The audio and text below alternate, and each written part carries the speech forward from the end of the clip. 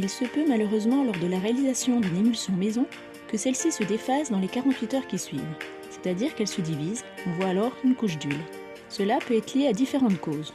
Une émulsion pas assez chaude, un mélange trop lent ou trop court, un excès d'huile ou un manque d'eau, une erreur dans les proportions d'émulsifiants, un ajout d'actifs non adapté, etc.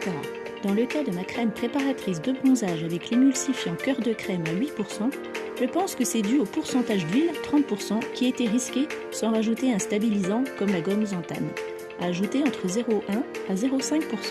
Mais pas de panique, c'est rattrapable. Rajoutez dans votre émulsion de la gomme xanthane, 0,2 à 0,3%. J'ai mis 0,3%, soit 0,3 g, soit une cuillère d'âche et une cuillère pinch. Mélangez rapidement, puis laissez un temps de repos de 5-10 minutes en mélangeant de temps en temps.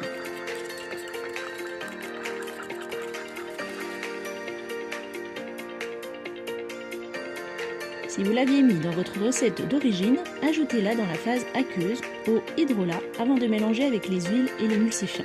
Vous pouvez ajouter aussi un co-émulsifiant, exemple de l'alcool cétylique ou cétéarylique. J'ai mis ce dernier entre 1 et 3%. J'ai choisi le minimum, soit 1 g, pour ne pas épaissir trop ma crème, à mettre à chauffer avec le reste de l'émulsion.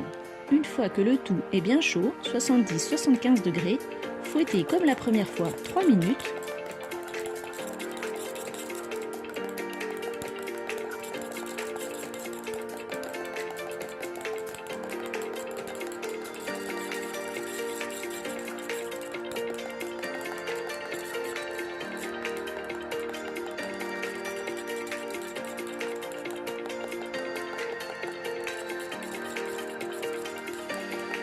Puis 3 minutes dans un bol d'eau froide.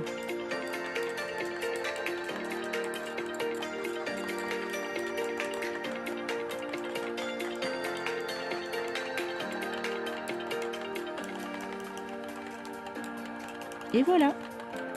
Ma crème est de nouveau bien lisse et homogène. Un peu plus blanche lors de l'étalement car due aux ajouts, mais pénètre bien.